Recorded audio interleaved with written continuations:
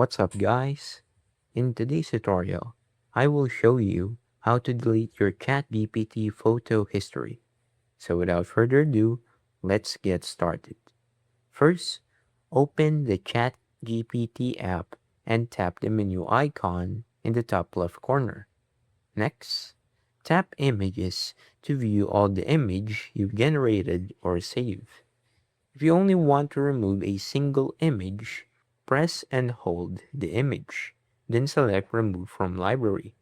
If you want to delete all of your image, go back to the menu, tap your profile icon, then open Data Controls. Scroll down and tap Clear All Chats.